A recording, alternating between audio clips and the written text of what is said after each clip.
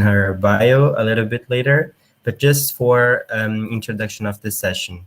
We will have basically a session, so we'll start with the welcome and introductions, and then we introduce the chair. And concerning rules, we will have a 45-minute presentation, from 45 minutes to 1 hour from Professor Charusheela, and then we have a questions and answers. And so I think it's quite actually important for us to discuss, and we were really struggling whether we should have a session on theory because it kind of scares people away. However, we do feel that theory, it is extremely important for us to ground our discussions into aspects of how development economics and how economics in general could be improved from a interdisciplinary or transdisciplinary perspective, in the idea that we have issues in economics. And some of the issues we can illustrate by integrating a post-colonial critique. So this session aims to be a crash course on post-colonial theory and discussing how relevant this is to the 21st century reality, especially on the global south. And we would like to ask then how useful it is for illuminating how and why global south economies have been growing in the way that they have, and what are the future possibilities for these economies in a sense. So we will be having Professor Charusheela for this session. For me, it's very exciting because we have already had in the Econ reading group some 4 or 5 sessions on the book Post-colonialism Meets Economics, and I'll just read her bio right now. So Professor Charusheela is professor at the School of Interdisciplinary Arts and Sciences, University of Washington in the US. She has served as an editor of the journal Rethinking Marxism, as elected member of the governing board of the Cultural Studies Association, and as elected member of the board of the International Association for Feminist Economics. Her research examines the relationship between gender, development, identity, and post-coloniality, or globalization. Her co-edited volume with Ayman Zain al-Abidin, Post-colonialism Meets Economics, was published by Routledge in 2004. Basically, I would like then to have the opportunity to invite Professor Charusheela to turn on her camera and her mic. And just to clarify, we will have questions and answers in the end of this presentation. You can sign up for the questions and answers at the Q&A session in here. You just have to enter your question, your question there. You can do it anonymously, and then I will read the question, or Banzili will do that. He will be the co-chair, or you can also do it in your name, and we will invite you to come here. So Professor Charusheela, it is an honor to have you. I'm very glad that you were available to be here, and the floor is yours. Well, hello everyone, and first thank you very much for inviting me. Just please call me Charu. When I asked about what I should do and what I should assume, I was told that I should assume very little knowledge of post-colonial theory. So if it is a little, if there are points where this feels like, okay, we already know that, just indicate in the chat, and I will sort of shift the pacing and level at which I'm pitching. I've divided this into 3 parts. Each one should be about 15 minutes. My preference is to finish a part and then just wait a few minutes and take a check-in to see if there are questions or clarifications, then move to the second part and then move to the third part. So the 3 parts are as follows. The first one is actually going to be a little bit about some of what I think of as the genealogical intellectual prehistory of post-colonial theory. And a very specific relationship, which is relevant for our purposes, that it has to Marxism.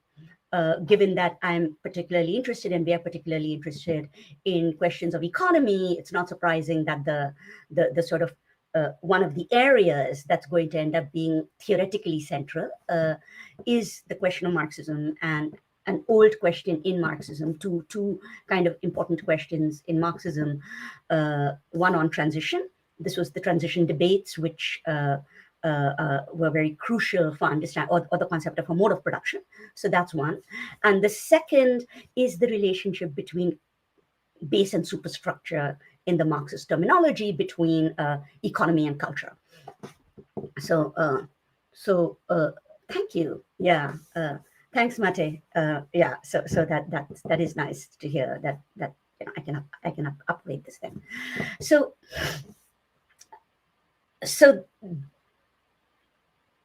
that's the first part. The second part is where I'm going to move into post-colonial theory in terms of how it emerged in the fields of history and literature, which is sort of and philosophy, but sort of in the context I'm interested in, I'm going to focus a little bit more on the field that emerged in different parts of the world. Particularly, I'm going to focus on some of the post-development literature and some of the subaltern studies literature.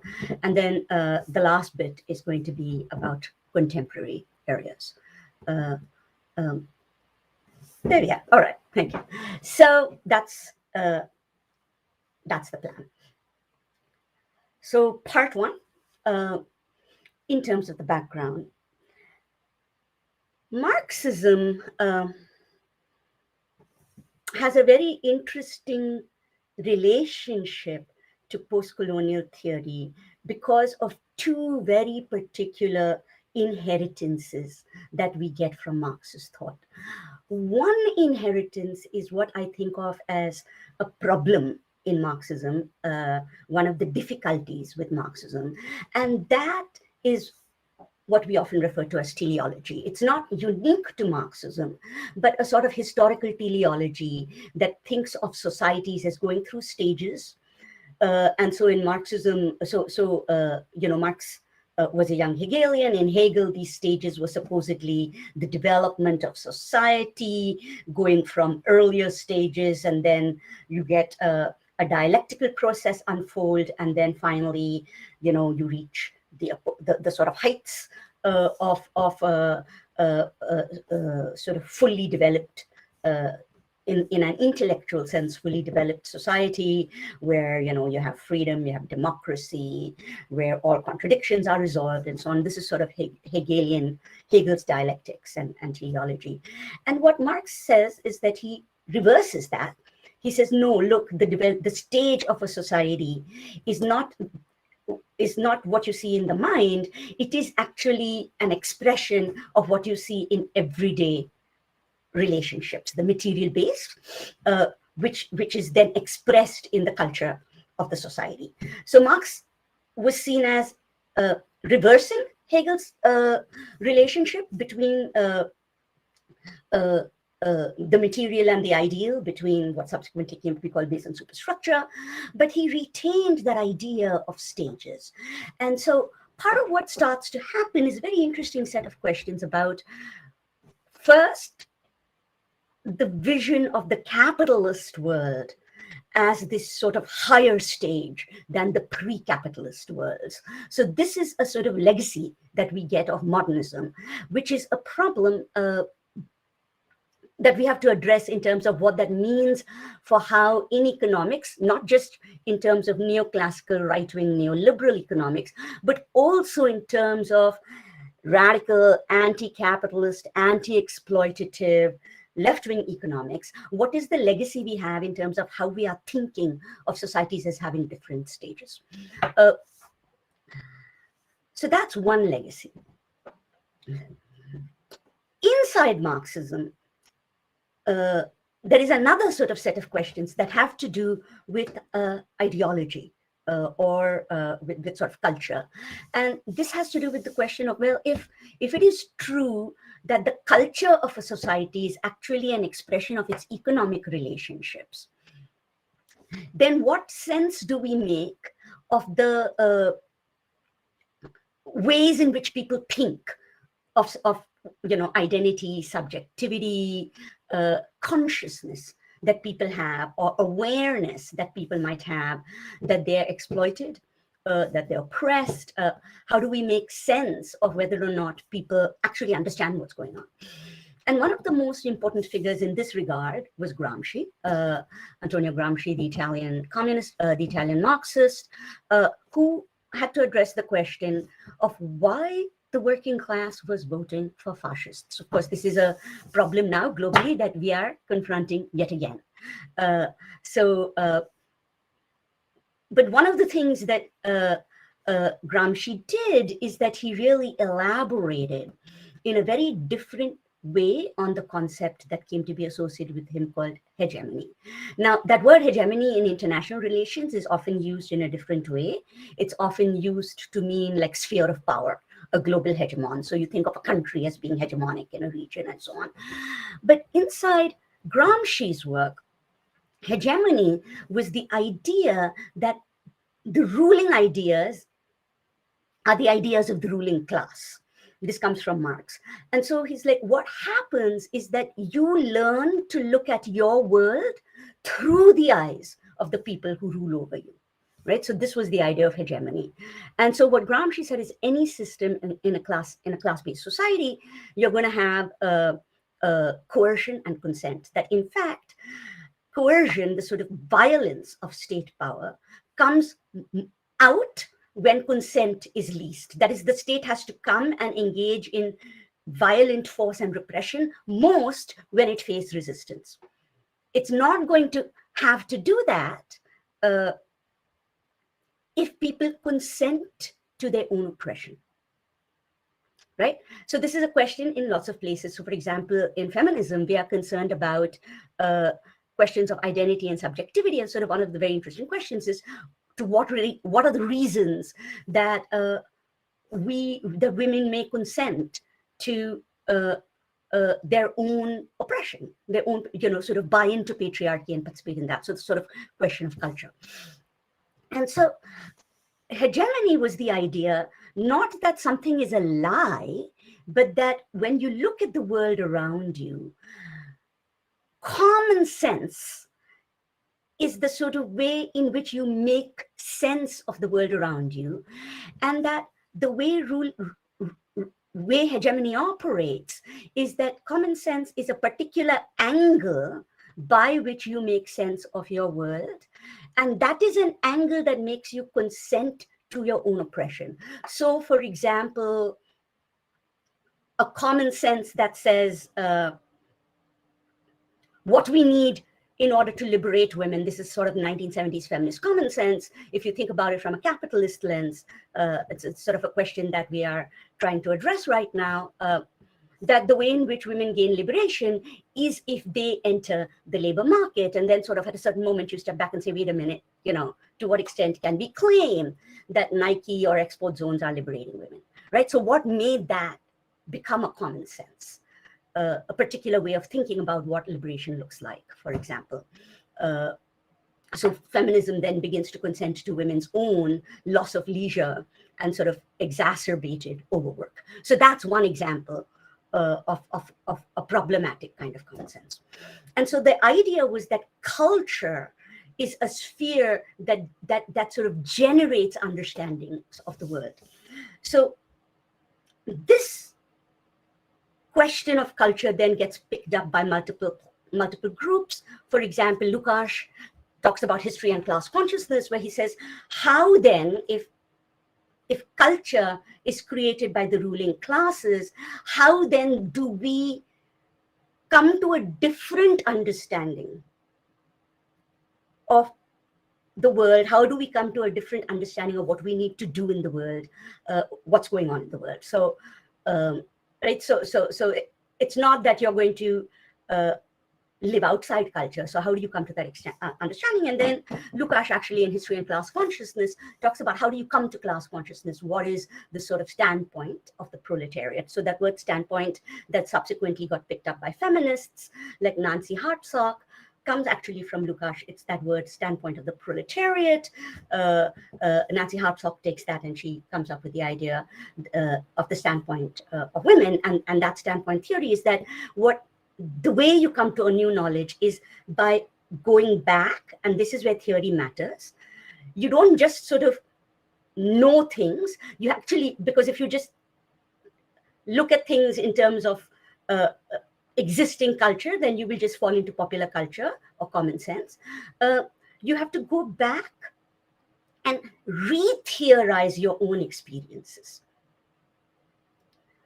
So you have to make your own identity the ground, by which we mean not just that I have an identity and this makes me something. It's not, that way of thinking about identity.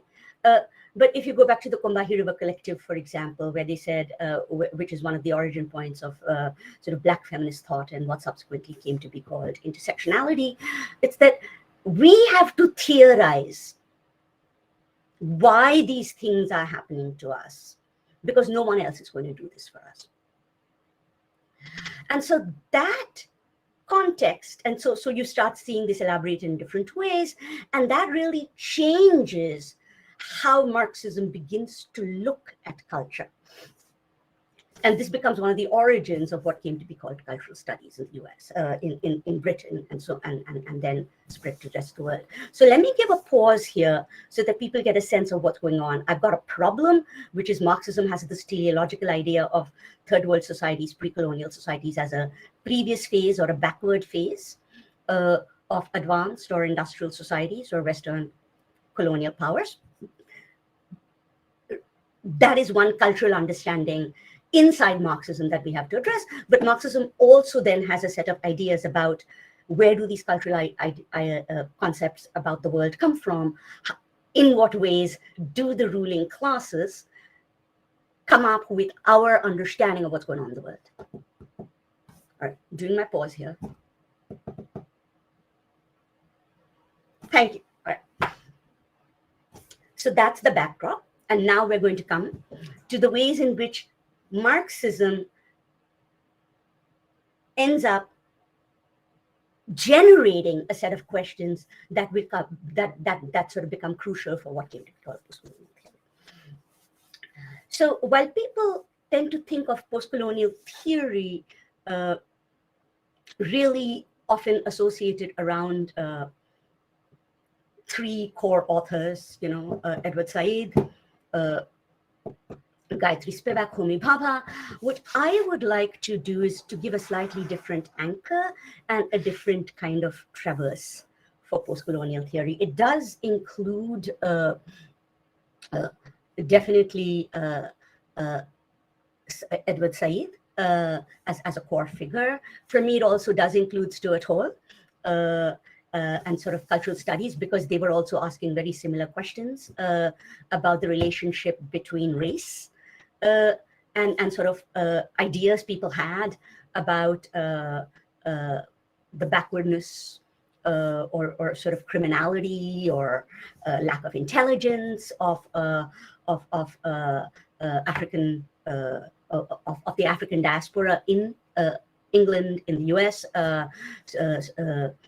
Increasingly, we're aware of the sort of failure to address the African diaspora, say in Brazil, sort of ongoing problems of the ways in which people understand what is happening in places like Haiti. So there is a sort of range of places out of which these ideas are coming. So that's one. And the second is, I'm going to talk a little bit about this word post-colonial. Post-colonial is really better thought of not as, like, it's a word that signals what comes after the end of a formal colonial relation of empire, right? So what comes after empire? It means that, but it also is sort of a very particular way of thinking about what's coming after empire, which is what is the legacies, particularly in terms of hegemony in this cultural sense. Right. So there's a question and answer. I just want to make sure I checked that. Okay, post-colonial and decolonial. So I'll come to decolonial when I come to part 3 in terms of the contemporary traverse. And I think that there's a very important set of reasons for that difference. So one of the things that we start realizing then is that if it is true that it is the ruling class that is setting our cultural perceptions, we need to first and foremost understand that post-colonial theory is not about how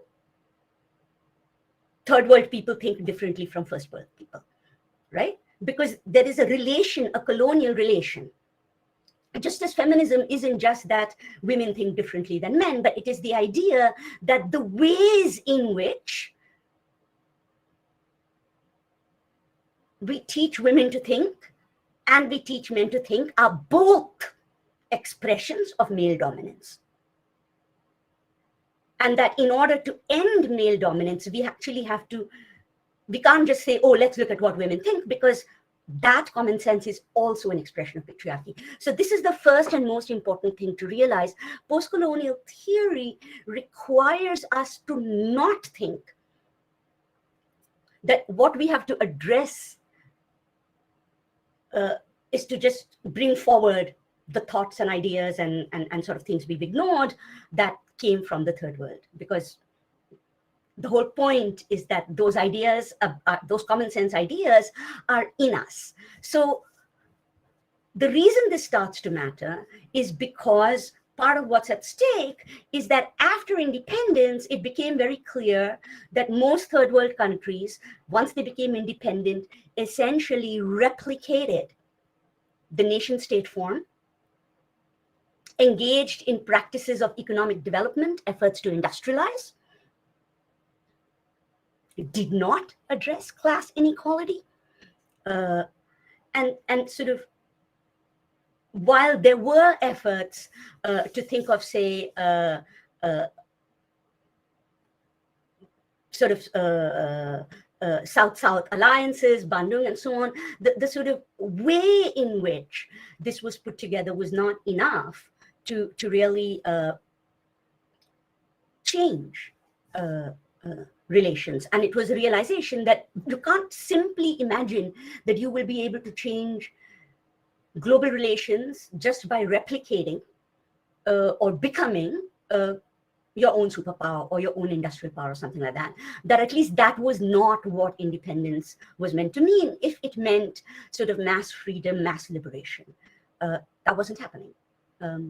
So this sort of question then was really not just about what do white people think about brown and black people, but about what are the ways in which ideas about different countries have become common sense. And so Edward Said starts to really pull apart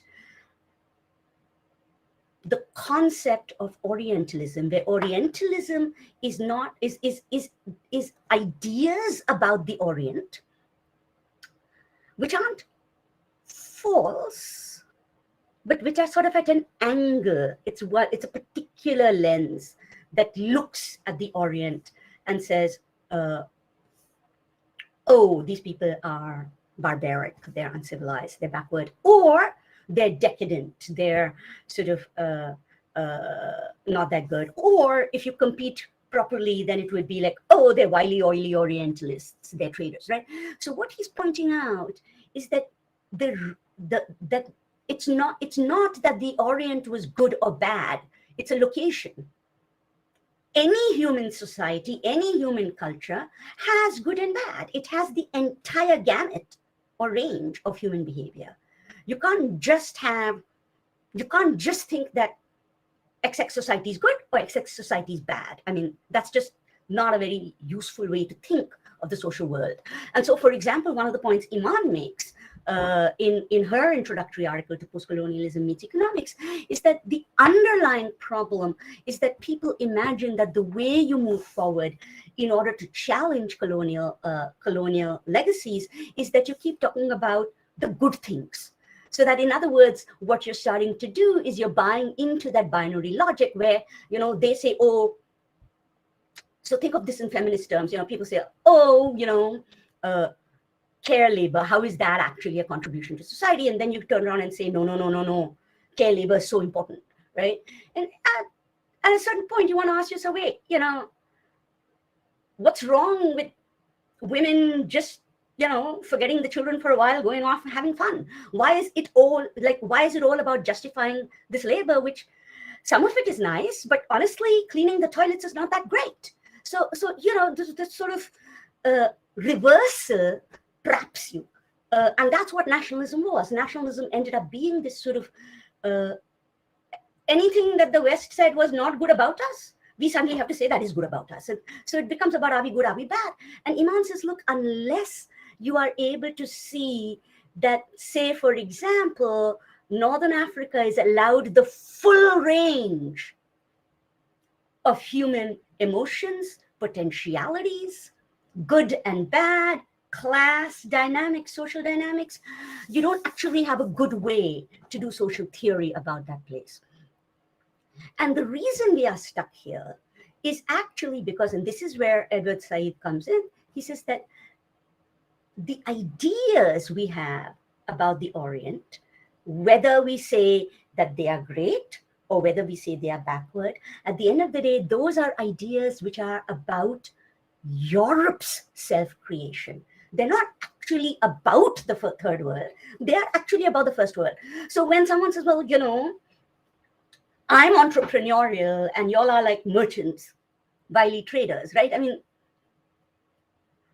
you're doing the same thing, but one of you is doing it in a sort of modern way, which is entrepreneurial and strong and whatever, and the other person is doing it in an evil way, right? Which is bizarre. So it's like, barbaric hordes versus our conquest. I mean, so those, if you look at that, I mean, the underlying thing that you're really doing is that you are creating Europe's self-identity, which now takes us to economics, because the question then becomes, how do we understand the sort of relationship between first and third world, not only in economic terms, but the way in which ideas about what is forward, what is backward, what is developed, what is underdeveloped, have gotten built into our analysis because they are part of Europe's self-creation. And this is where post-colonial theory comes in, where it starts thinking in economics about what's going on. The difficulty is that when post-colonial theory started entering economics, by that point, there had already been a bunch of struggles and fights about post-colonial theory in other fields, in literature and history. So the two I'm going to talk about is in history, it was subaltern studies. That was one of the origin points, which for that in India, where it was the work of Partha Chatterjee and Dipesh Chakrabarty, so sort of history. And that's because teleology, this question about what is the relationship between development, or this transition into development and historical development was crucial in India, and there was this sort of effort to step back and actually critique the developmental state. And one of the early pioneers of this was the economist, actually, Ashok Rudra. And while he's not so well known outside India, he has a very lovely book on sort of toward a non-Eurocentric Marxism. It's a teeny little book, and it was a very important book, where he said that, look, we're going to have to rethink the stagism. And we have to rethink this stagism because essentially we are an agrarian country. And what is happening is that the left, in the name of progress, is destroying the peasantry, supporting industry. And this is, and it's because we're assuming that agrarian societies, peasantry, are not developed enough, and that we have to be modern, rational, because, you look at peasantry, are like, oh, they're superstitious, oh, they're this, they're non-scientific, this, that, all those ideas. So we have these ideas, and we have to sort of push back against these ideas. So that was one. In sort of the African context, the one that Iman, my co-author, came from, the focus became philosophy. There was sort of work of Emmanuel Eze, a bunch of others. And part of it is because whereas for Asia and for the Middle East, the focus was on these ideas of, well, yeah, of course they have buildings and of course they had money, but are they really civilized? Are they really rational? Are they doing all this money and so on, but just not in the proper rational way that we do it, right? So history, this idea that somehow, even though it looked like Asia was developing or Middle East was developing and Egypt was the cradle of civilization and all, it somehow got stuck. So this idea of a stuck history was crucial. And so history becomes this place where post-colonial theory starts to really take off, and literature, because literature is about ways in which people narrate a modern subject into being, right? So novel becomes one of the ways in which particular ideas about modern subjectivity, about rationality come into being. And so this question about what's going on in literary representation.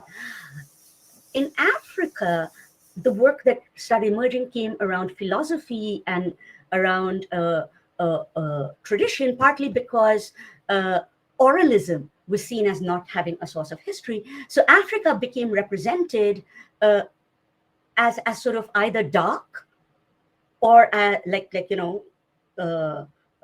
barbaric, or as noble. And this goes back to Iman's point that you have to have the whole gamut of possibility. Just saying nice things is not the same thing as really changing your theory. So there was that means that in some sense, from the Hegelian legacy, Africa was seen as actually outside history altogether, just having no history. I mean, it doesn't mean Africa didn't have a past. It had a past, but it didn't have a history. The history is about things that develop, things that, things that have a direction. And so Africa had pasts, but it didn't actually have a history. It didn't have a traverse. And so philosophy, in terms of who then is the subject, what does rationality mean? How do you imagine people as not just doing things, but doing things purposively, with a sort of presence in the world, became a crucial element. And so there's tremendous amount of work, especially in the Francophone literatures, that comes out of philosophy side of things. And then in Latin America, which had its phases of decolonization in the terms of independence movements much earlier, what started, and which therefore had sort of, being settler colonies, were having a very different relationship to the question of history or to the question of subjectivity, development, the question of the state, because this was settler colonies, this question of the state and the capacity or inability of the state to generate development, to put Latin America on the map, to make Latin American sort of nations, Central American nations, be viewed as players in the world. This became their concern. So if you start thinking of the different ways in which post-colonial theory ends up generating its traverses, it's really important to not just think of it as the what I call the application model of knowledge creation, where you learn a technique, an econometric technique, or you learn some matrix, or you learn a very nice rational choice model or a bargaining model, and then you go around, you apply it everywhere, and so the big application differences you'll make is maybe over here you'll say the parameter is 0.7, over there you'll say the parameter is 0.6, and you'll think you made some great insight.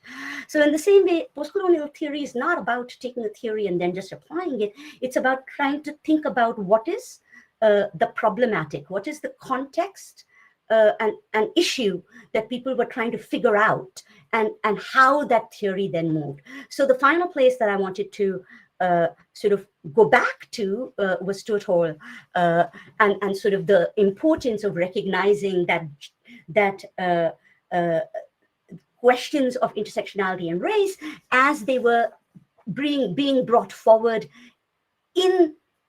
inside first world nations, were also very much part of that same set of issues about how are our issues being represented? Why and how are we in a situation where it is made to look as if we are responsible for our own oppression? That all we had to do, for example, was work hard, do bootstraps. And how do we make sense, for example, of the anti-affirmative action push? How do we make sense of the fact that more recently in the US, constant disbelief in terms of the violence of policing, failure to think about reparations as an actual thing, right? So there's a whole set of questions that are emerging and converging from different directions, but it's not just because people are randomly picking up different things, it's because they're doing that.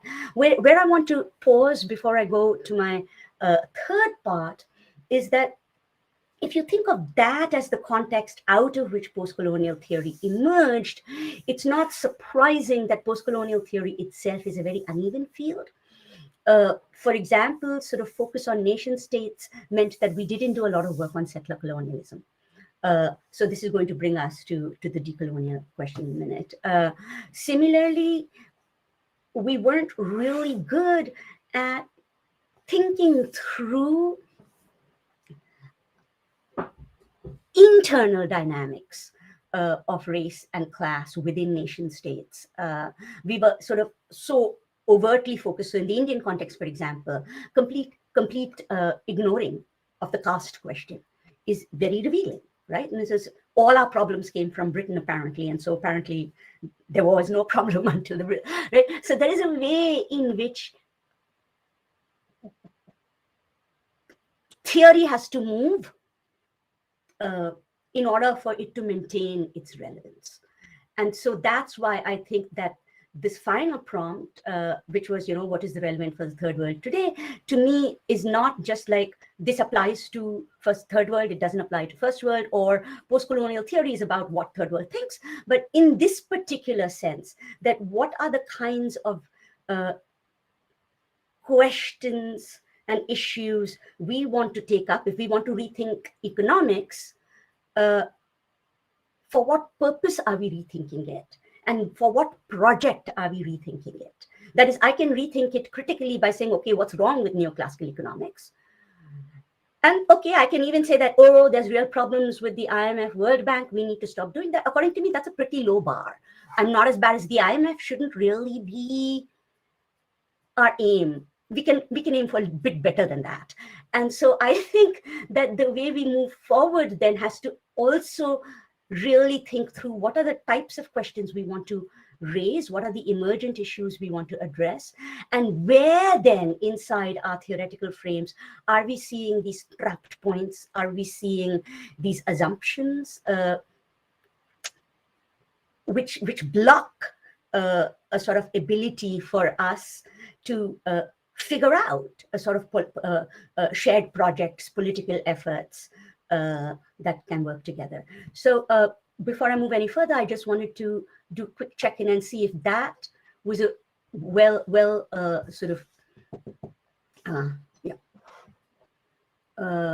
okay. There we are. So I see some questions there. Yes, sorry, I don't know if Ja had a different plan, but I think there are some nice questions there before we move on to the third part. So, but since you can see them, you can feel free to take it away. I think the first and the third are quite similar, and then there's the second one. Yeah. Okay, so how can we separate post-colonial theory from radical feminist theories and third world developments? I don't think we can. Just as, like when you say radical feminist theory, you use the word theory in theories in plural, right? So what you're signaling is that there's multiple, that if feminism is broadly viewed as a project of liberating women or liberation, that liberation has multiple ways in which you can think about it. And some of it is liberal, and this is something I pointed to before. So that becomes a critical issue. So where the question becomes, well, is that the liberation we wanted? And so it's in that sense that I think of post-colonial theory is like an effort to ask us, well, okay, what was it? What was it we wanted to fight for after colonialism? Was it this? So in that sense, I think of post-colonial theory really as a response to elite nationalisms, not only as a sort of a critique of white people or Western societies.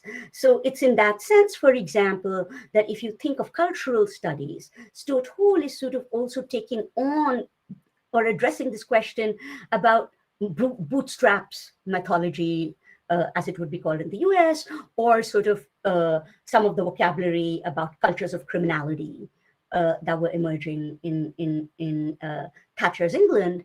And he was pointing out that it wasn't only white people who thought this. There were large volumes of sort of respectability politics, or people who were like worried that our boys are going bad, you know, that was part and parcel of that. So it's that kind of relationship that I would say that we would separate them. So when I say, when I think of where post-colonial theory would engage, for example, feminist theories, it's much less likely to be radical feminist, but it's much more likely to be intersectional Marxist or LGBTQ queer theoretical formations. That's kind of going to be more of the anchors where post-colonial theorists would have a conversation with feminism. So this has been a problem for post-colonial theory entering economics, which will take us to how do you respond to a critic who says, well, a science like economics is based on objective knowledge. I would say that statement is exactly why economics is in trouble. But, you know, power does not welcome critique. So, for example, when post-colonial theory first started entering, not just post-colonial theory, even feminist theory. So I'm going to give you a couple of examples. I won't name other people's names, but I was in the room and I had experienced this, so I will say that. There was a very famous conference in Harvard, and I was at a point in grad school at Amherst, so we drove down, went to hear the talks, and a very famous Marxist scholar said, well, we need to make sure that we don't do all this touchy-feely stuff. What is touchy-feely? What kind of objective comment is touchy-feely anyway? Do you have a metric that says how to touch, how to feel? I mean, what kind of rubbish is this? I'm a hard science. I mean, I really, you know, do you have a metric of hardness? It's sort of absolute confusion between the enumerable and the empirical. This is absurd idea that numbers are prelingual or more objective. No philosopher I know believes this.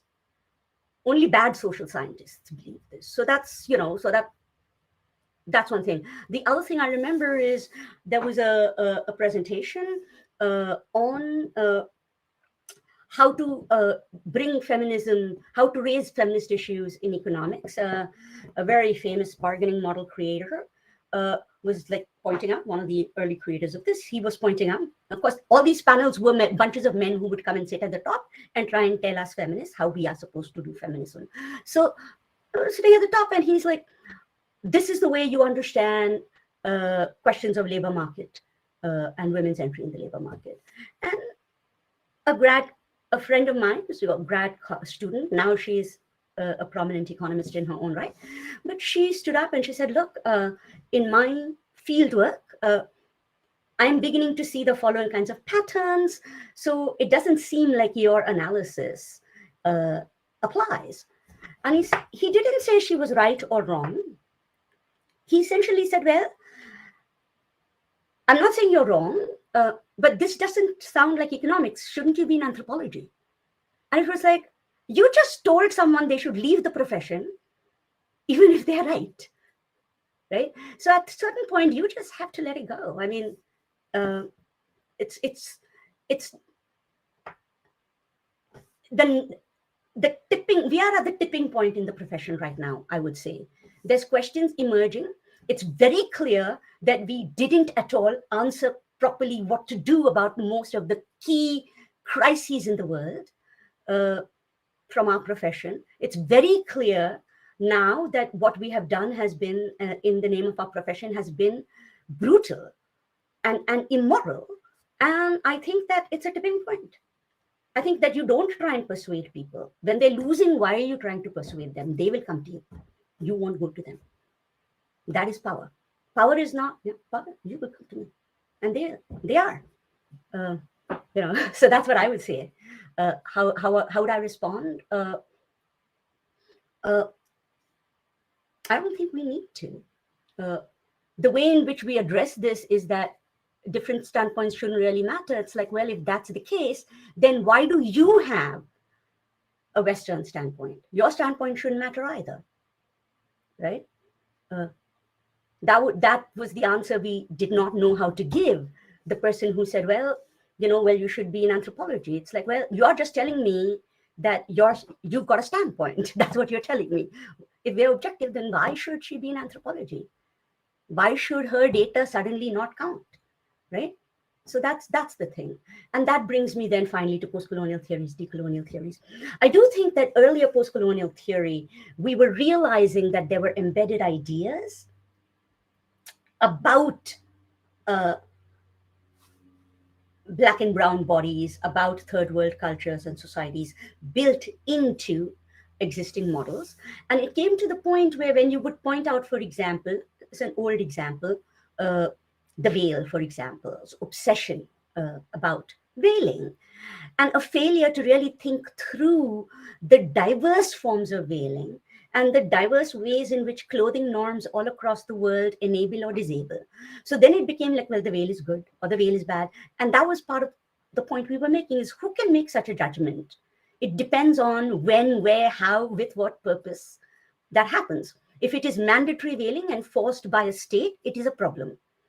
If it is a way in which women generate a professional dress that is enabling women to have class mobility and enter the publics, that's not a bad thing, right? So if it is a political statement against repression by the Israeli government and a sort of statement about your identity as an Palestinian, it's powerful. So you need to know the context, you need to know how to read it. So we began, but when we first started saying this, the accusation was not just that there's no such thing as objective knowledge. The accusation was relativism.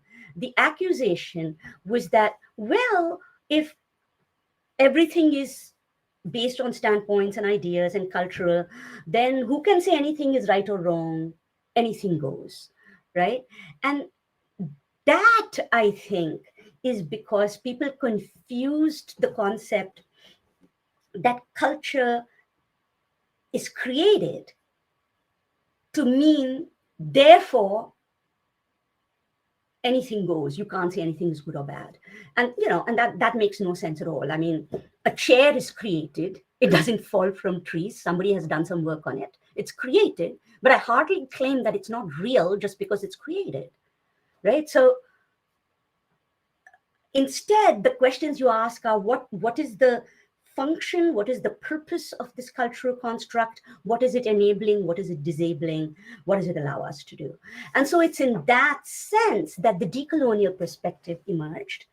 I think that decolonial is really best understood as the difficulty that indigenous scholars had in addressing and inserting their set of questions and concerns into the conversation. Because post-colonial theory was really about nation states in many ways, right? Indian culture, this culture, that country. Settler colonies leave you in situations where you are unable to essentially have a nationalist project that entails having your own state. right? So what do you do if you can't have an independence project of that kind? What if you have to work within the context of a pluralist society and move from there? So I think the decolonial wasn't anti-post-colonial, even though there is this sort of staging of some strange fight, because the post-colonial, as I explained earlier, was never singular either, right? The focus on philosophy in some parts, the focus on blackness in other parts, questions of history in other parts, a lot of that had to do with the way in which these questions and issues were emerging in particular areas. And I think that decolonial should neither be seen as a subset of post-colonial, as we've all done that before, nor should it be seen as some kind of opposition displacing it, because that is just to restage your teleology, which says, now we've got the right thing. So that is decolonial. And I really think that decolonial has emerged out of the sort of creation of a conversation around indigenous politics and settler colonialism, which is a different formation and therefore entails a very different set of issues about how would you take back the economy?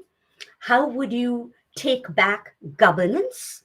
How would you take back decision-making processes in a context where you cannot have a separable or separate nation state, which was the older model of nationalism, anti-colonial struggle, and becoming your own nation state. So for me, decolonial is really fascinating, among other things, not only because that's how it emerged, but because in the context of a global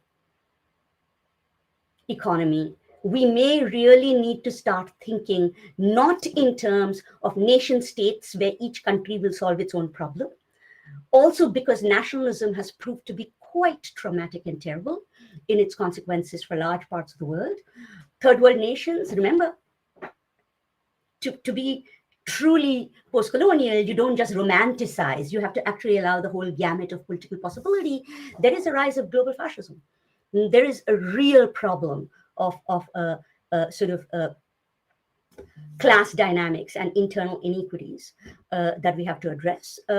And there is a problem that nationalism has become really good at taking critiques of colonialism to justify itself. So now you cannot say anything about the Modi government in India.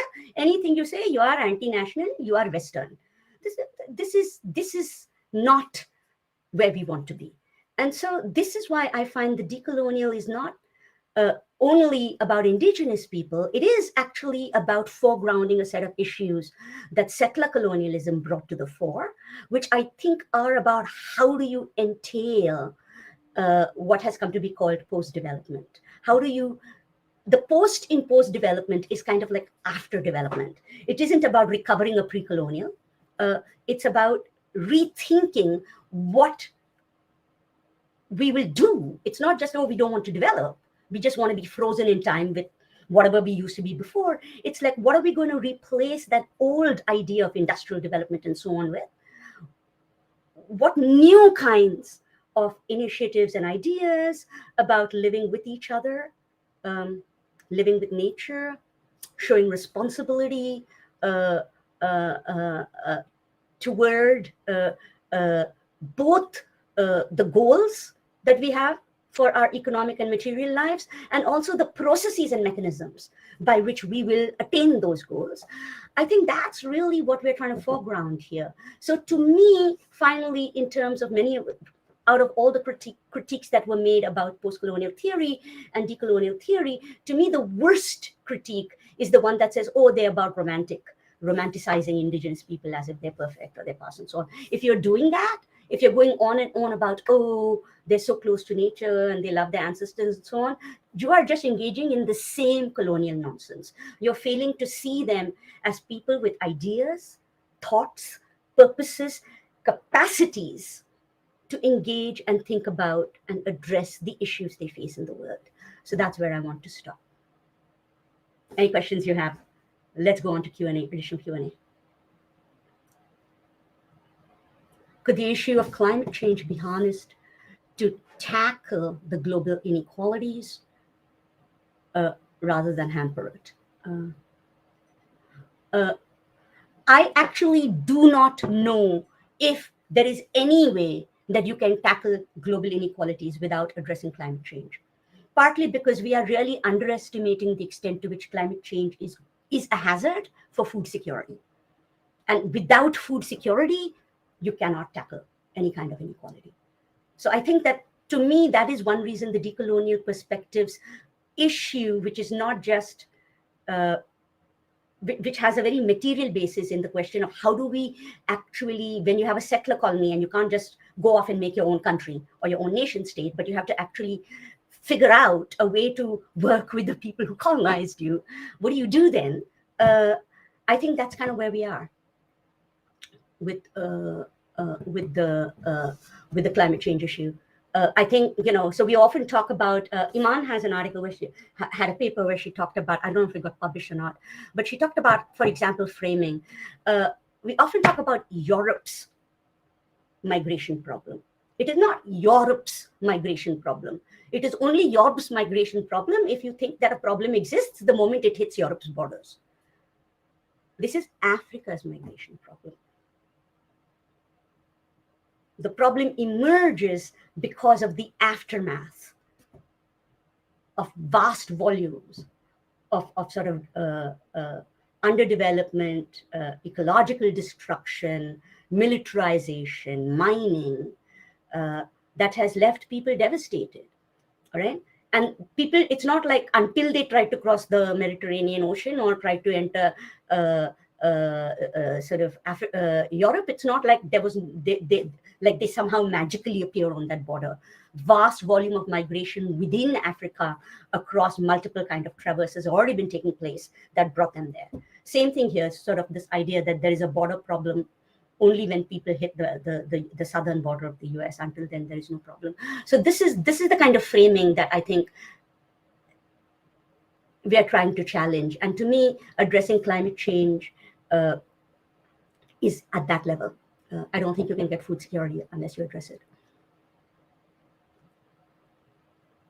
Thank you very much, Charu, for this quite interesting talk. And also, I think you navigated us through very important issues, which we all have faced, not only if we just studying post-colonial theory, but also questioning the biases that the economic discipline has in itself.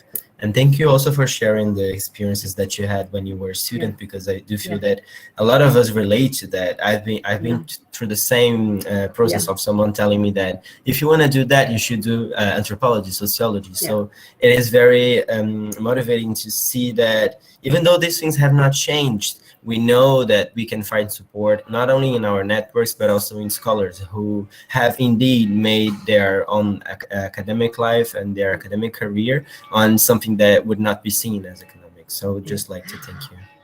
Yeah, thank you. Well, the thing is, the way you win is that people act as if they always thought that. So at this point, you'd almost think that everybody was feminist in economics all along, right? And everybody was always doing bargaining models or talking about women's role in the labor force or whatever, as opposed to we were 25 years behind the curve. Until 1990s, we didn't even have our own journal. Just think about that. So what can I say?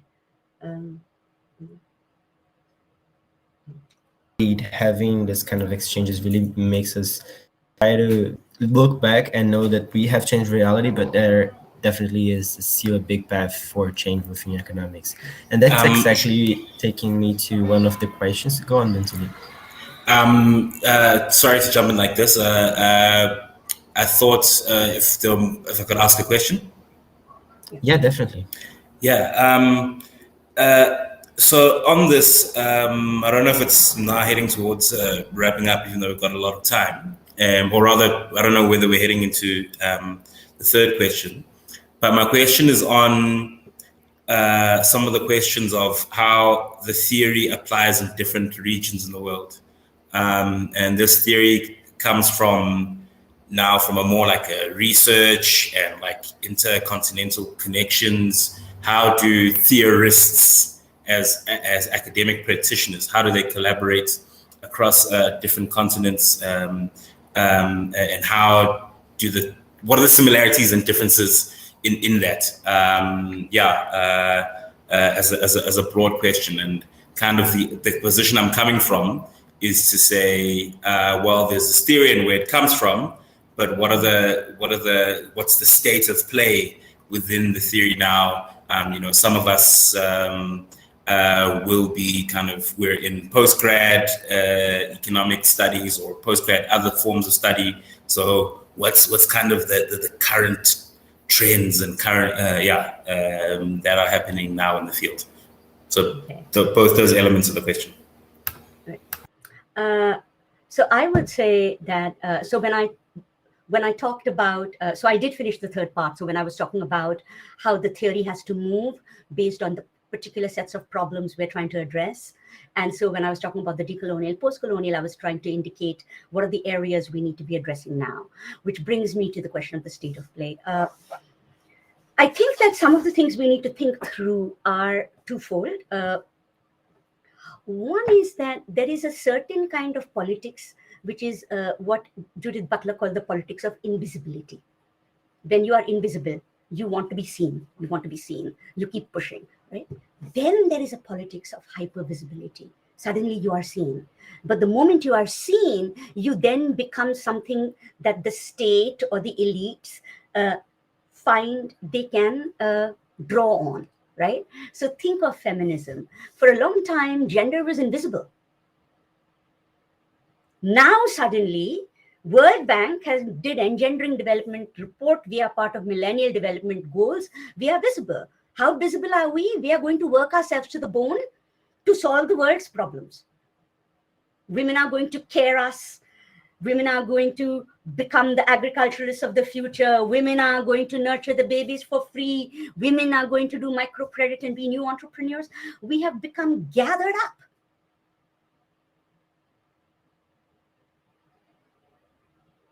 In ways that are not about our projects, right?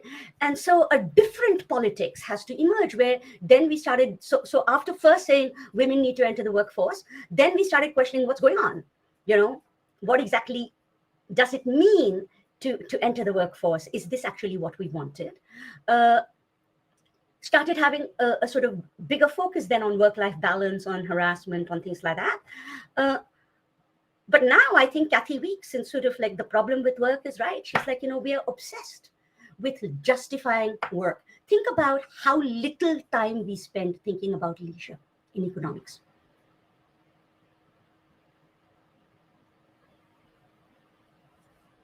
What are we working for? As Joan Robinson said, it's always jam yesterday and jam tomorrow, never jam today. This was that Alice in Wonderland quote. You're always investing for the future. God forbid you just spend 2 minutes enjoying yourself today. So there's a theoretical gap here. Our theories of leisure are completely vacuous. All we do during our leisure time apparently is consume. The theory of consumption is the same as the theory of leisure. And for a long time, women's work was invisible, and even now it's like, because the assumption is that if you enjoy your work or if you enjoy what you do, if it's pleasurable, it can't be work. So meaningful work is not something that we actually put on the table. But I love my job. I love it. I like my job. So it's so that there is these gaps that I think we need to undo.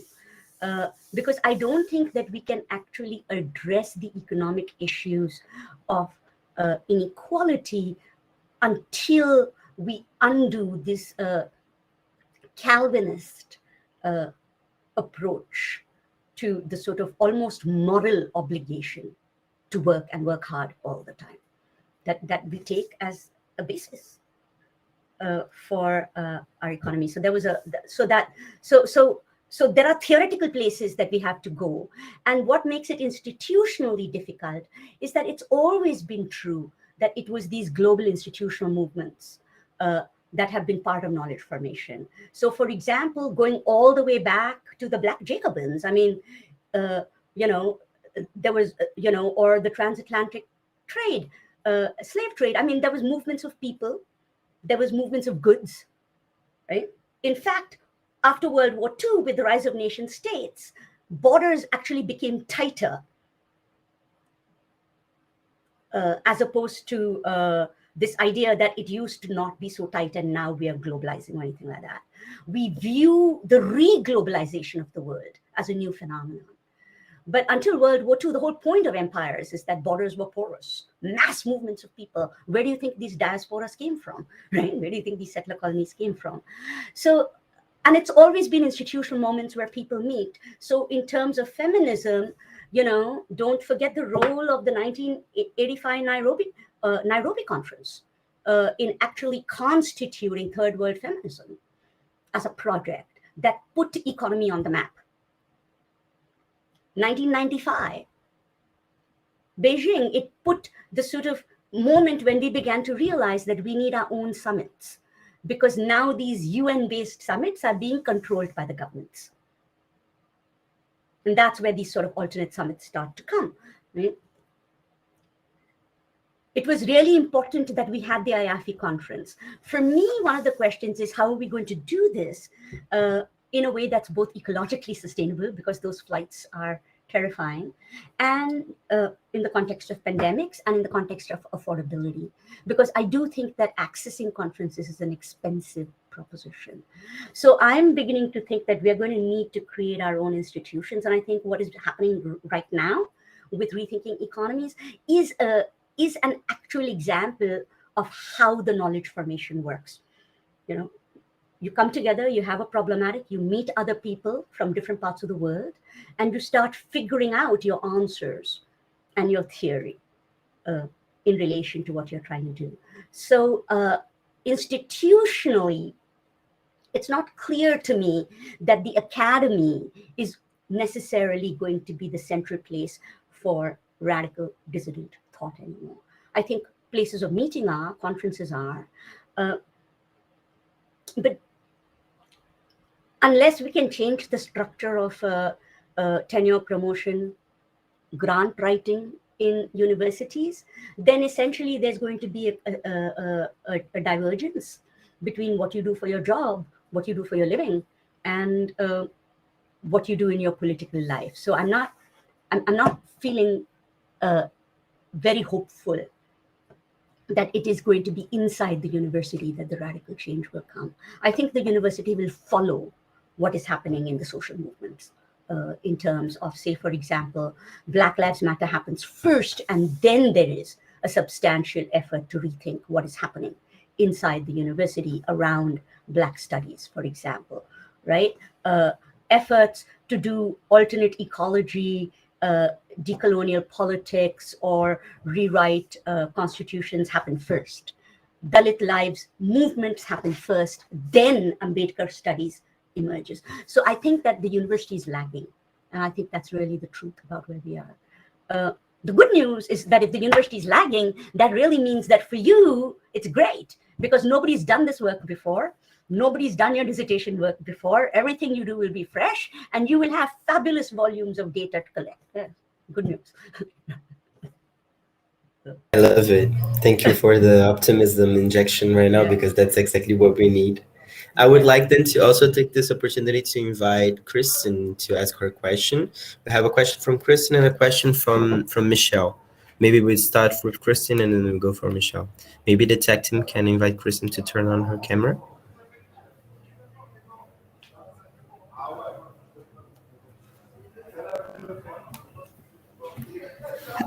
I don't know, can you hear me? Yeah, definitely. Just the camera doesn't seem to be working. But yeah, I was wondering about, we read your book in a book club and found it really interesting. And as economists, it was kind of our introduction to post-colonial theory. But as you can imagine, in economics education, we don't do much social theory or reading. So there is a huge barrier that we feel in terms of language. And also thinking about general public, it is such an important theory, both post-colonial theory, decolonizing theory, but we just meet so many terms and concepts that, I don't know, as economists, I feel not equipped to properly grasp. So yeah, I just want to see if you have something. Absolutely, I can talk about that. So there are two elements to this. Any discipline entails language, and anytime a word emerges, it accrues certain meanings.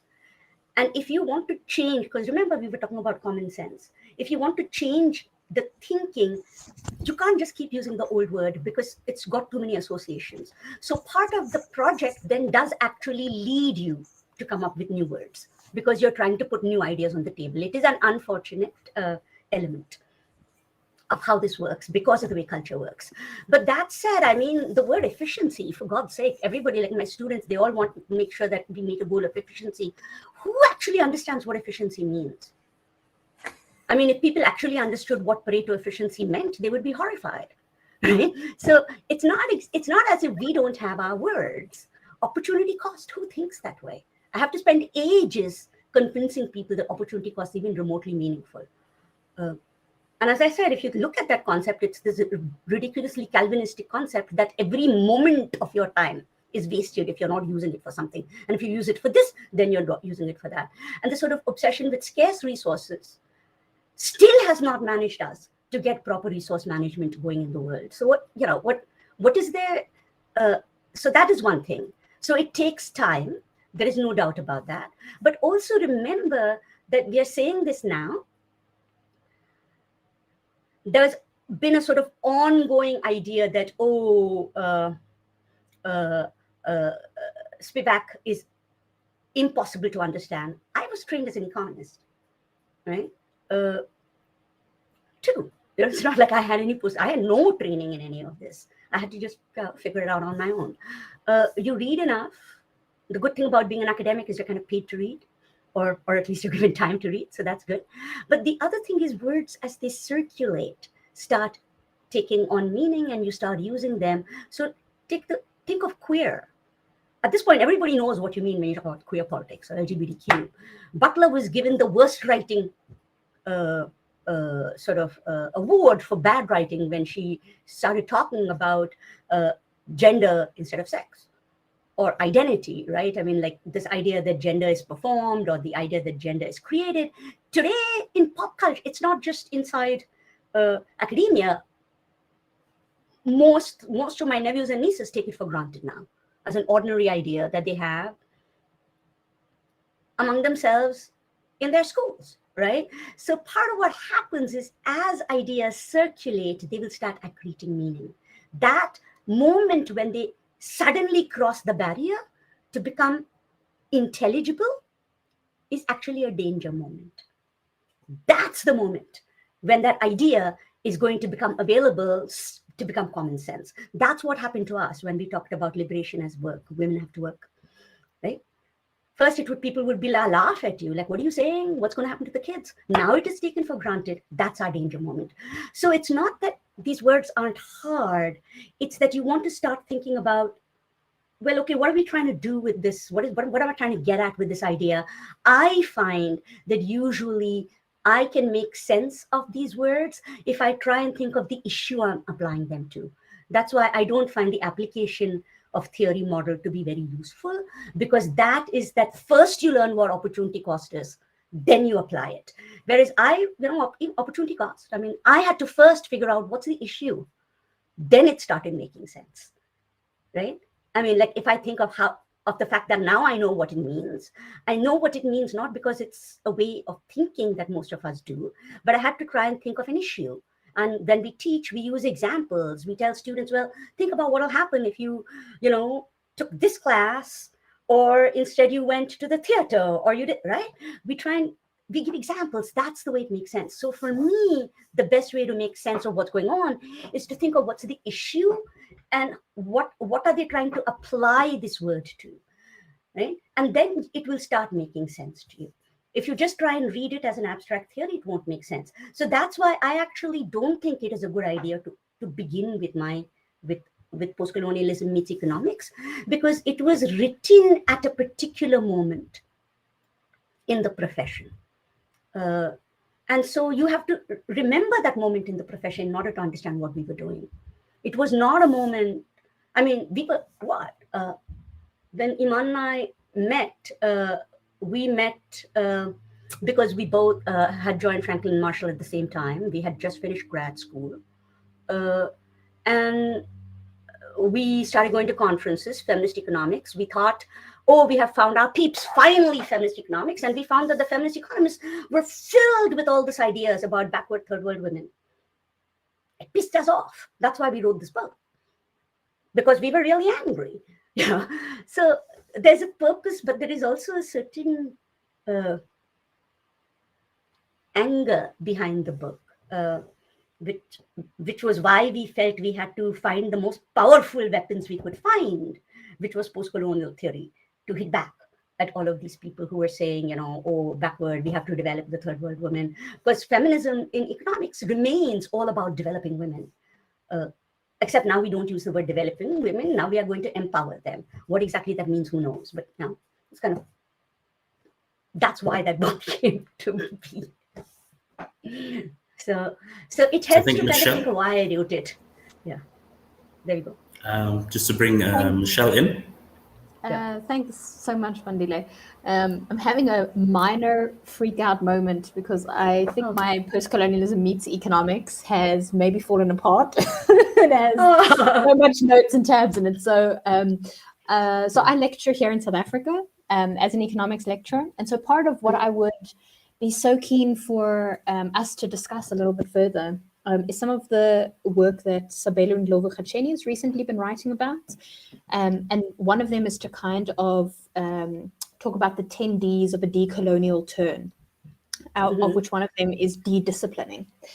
And so I think part of this stems from my frustration, where wrongly so, but economists are these really powerful social scientists that the general public turns to for answers.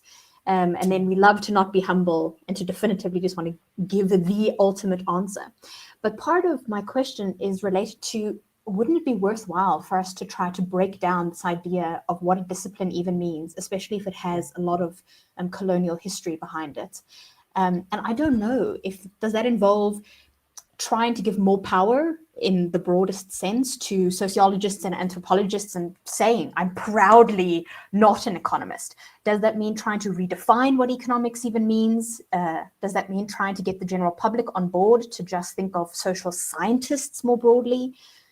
So I think that's my question around this broader idea of decolonizing to de-discipline, perhaps. Yeah. I would be so keen to hear your thoughts. Yeah, that's yeah. So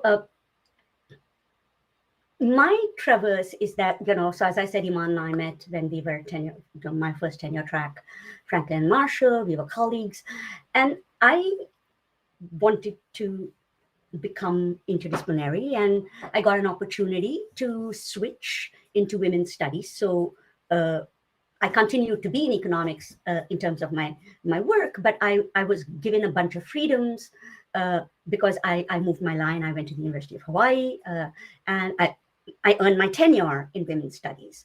And I want to talk a little bit about this question of de-disciplining and interdisciplinarity, because I don't know if you've had a chance to look at this book by Roderick Ferguson. It's called The Birth of the Interdisciplines, which is a sort of a take on Foucault's sort of Birth of the Disciplines. So the birth of the interdiscipline is very interesting because I want to think about what happened in women's studies, because, we were going to be interdisciplinary. And so early days was lovely, right? It was my refuge. I would be escaping my economics friends, and the actuality of interdisciplinarity as an experience, a very material experience, would be that me and my sociologist friend, my anthropologist friend, my philosophy friend, we would all get together. We would be small groups of people face to face. We would bitch about all our colleagues. We would really hate on them. We would find such joy. And then interdisciplinarity for us was then I would teach my feminist economics class or gender and sociology. And we would have our sort of small, curated class, special topics class, and we would have self-selected students who would, right? Then we decided what we want to do is we don't have enough power. So we want to make our own discipline. So we're going to get our own degree, our own tenure lines, our own degree. Now, here's the problem. Once you do that, you disciplinize. So now we have to decide what counts as a journal. If someone's going to get tenure, how am I going to rank it? How am I going to show, right? This was the question. What do you do if someone says this is not objective, this is touchy-feely, this is terrible research, and you want to keep your job, right? So now we had to come up with top lists. Who will be read? Who will not be read? This was some of the worst fight time. It was not a joyous time.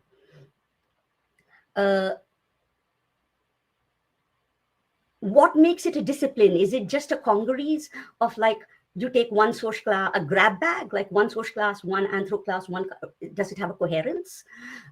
So what happened is the coherence came around the identity woman, women's studies, the lives of women. And then the fights happened. What about trans women? Are you going to call it gender? Right? And sort of huge explosions. Where should Black women go? Should they go into African American studies? Should they go into women's studies? We discipline, in the literal sense of discipline, where you draw a boundary. You say, this is my field, that is your field. The interdisciplines became their own thing. Ethnic studies, women's studies. And it has not been, the more jobs we had in these fields, the more professionalized they became, the more colonized they became in some sense. So that was one thing I just want to note in terms of some of the institutional problems you face around trying to de-discipline, because the structure of the university would have to change. So my second experiment, where I am right now, it's a school of interdisciplinary arts and sciences. We are non-divisionized. We offer 12 degrees. No departments. This has its pros and cons. 70 faculty, no departments, right? Governance is a nightmare. People are terrified when they come up for tenure, because now you have to have a tenure package that is meaningful to the artist and the biologist. But on the other hand, audiences force you to think of what you're doing and why. And so it has created a very strong ferment of interdisciplinarity. And now this is the answer to your question. What's interesting is though what that word means to different people. So for some of my colleagues, they're very, in the sciences, they love interdisciplinarity because they think in terms of teams. Problem solving, I need one chemist, I need one biologist, I need one climatologist, and I need, right? I mean, so they're very used to that. In practice, if you think of biology, biology is an empire. It's not actually a discipline. I mean, what you learn for a cell biologist and what you learn as a paleontologist is completely different in many ways. But they often think of interdisciplinarity as multi-method, quantitative plus qualitative, things like that. You know, this is how very often sociologists and economists will talk to each other. If you think of behavior, right? It's like quantitative research, qualitative research, which is kind of strange. Here's the other problem. If you take modernist political science, add to it modernist economics, add to it modernist sociology, you will get a modernist interdiscipline. You will get essentially interdisciplinary World Bank. So you don't just need decolonial in terms of de-disciplining, you actually have to think about placing what Iman, the word she decided to use was counter-disciplinary. It's not just that you de-discipline, but you actually have to figure out what work the divisions are doing in terms of making you think of human beings in a certain way, and you've got to fracture that. And I think that that is a constant cut.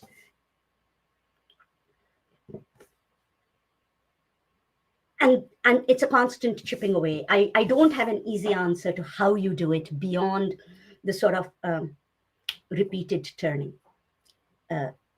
Just at that moment when you think you're succeeding, you're going to have to take the next step. That's pros and cons to what you can do with that. But that would be what I would say. I do think you're right that we need counterdisciplinary, de-disciplinarity. I really do feel that the ecological crises are going to push us there. I think it's becoming so clear to people that there's no way you can solve it just by sort of simple interdisciplinarity.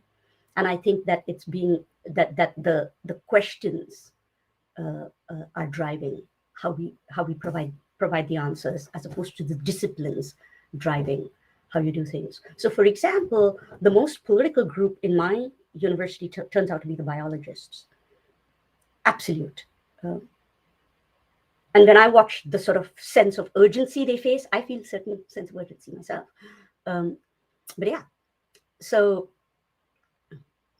it's actually not the sociologists who are front and center of some of the fights that I have seen in terms of university practices, interdisciplinarity, counterdisciplinarity. All right, thank you very much, Prof, and thank you, Michelle, for your question. We do have 3 minutes left on the platform, although I actually really don't want the session to end. It's been such a clear, accessible, very informative session on this topic, and in particular, linking back to a previous topic. I think if you were to just Google post-colonialism or post-colonial theory, you're smashed in the face with isms and alities and very, long words. But this has been such a great and informative session. Oh, so, thank you. I have to say thank you. It really makes me feel glad that the book is not just read, but the book is alive. That is, people are thinking of it not just as to learn something that was written 20 years ago, because honestly, even I'm a bit bored by what I wrote 20 years ago, but how to carry forward projects in a meaningful way. To me, it's been really exciting to see that. Thank you. Thank you. So I'll allow you to, or I'd ask you to give any final remarks. That would include just sharing your information, where we can follow your work, if you're on social media, any forthcoming projects, all this sort of thing. And maybe in tying it up, perhaps you could tie it specifically to what's the final takeaway you'd give to a young rethinker, maybe they're university students, and they're really, really excited about this work. How could they take it up? And then we'll close after that. Thank you. So in terms of my current project, I've been actually talking to a bunch of colleagues. We formed a group called Feminist Radical Political Economy, FRPE. And we are in the middle of a project called Social Reproduction Revisited. Because as I said, we were sort of not really comfortable with the directions in which feminist theory was going. This project includes work on solidarity economies, sort of alternate economies that are emerging in communities, work on the Black social economy, for example, by Caroline Shanaz Hussain. There is work on actually undoing a certain nostalgia people have for the pre-neoliberal state, like as if that was ever a very nice state, or this sort of social welfare state, like as if that social welfare state actually served large numbers of people from minority communities, right? So there's a sort of odd nostalgia for a state that never existed in a lot of feminist work. So that if you look at all the solutions, they're all about bringing back the state that was pretty horrible to begin with. And so we want to rethink social reproduction in terms of how left feminism has sort of replicated certain highly problematic ideas. So it's actually the same idea. It's that, instead of Europe's, it's now going to be Scandinavia's present is going to be everybody's future. So we're all going to have the Scandinavian social welfare state. It's going to solve our problems. So, so that is one project. It's been emerging, and this is the piece that I'm excited about. I've been working with colleagues in my non-divisionized unit on a project called Labor in the 21st Century. And it's anchored by my colleague who's a poet who does speculative fiction. And so what happened is we had speakers come in who talked about labor in prisons. We talked about sex, another set of speakers, colleague of mine, sociologist who works on sex work. And so that my group did feminist radical political economy. I had another colleague who's in education who talked about the sort of aspirational role. In some sense, we are selling people debt in the US, given the sort of ridiculous cost of education in the US. It's a very interesting question about what does it mean to sell students an aspiration to get educated and succeed when we know that's not how the labor market works. It's kind of a sort of moral dilemma as an educator. How do you handle that? We're talking about how do you think about student debt politics and so on. And it ended with a class on speculative fiction, on what do you do in a sort of, if you had to speculate about the world you would create after the crises, what would it look like? It was a community speculative fiction project where people responded to our talks, and then they wrote imagined fictional narratives of the world that they might create. And I find this very exciting because it feels to me a better way for me to connect my work with local community politics than expecting them to submit to participate in a journal. So that's one. We're actually going to do a joint article on this for an art journal called La Internationale. So those are some of the projects I have. But we are thinking of moving, at least FRP is thinking of moving this project into an edited volume. In our mind, it is our next stage of postcolonialism meets economics, which is, postcolonial theory from the theory, like social reproduction theory from the global south meets contemporary left feminist economics. That's kind of one of those interfaces. So that's my project right now. So there is going to be an academic book, and there is going to be community projects. Community projects. Cool. That's very good. And once again, thank you very much for participating. I really enjoyed it, and I see in the comments that others have participated. And so that's where we'll close this event. I encourage everybody to go to the events that are happening tomorrow, in particular the closing plenary. There's still a lot of exciting events that are coming up and especially in this stream. Tomorrow we're talking about human rights and economic development. How can the global south do both? And that should be a very interesting topic. So really urge people to come, urge people to share the links, spam your WhatsApp groups with the schedule, and we really hope to see everybody tomorrow. But thank you, and we will hopefully see each other soon. Thank you.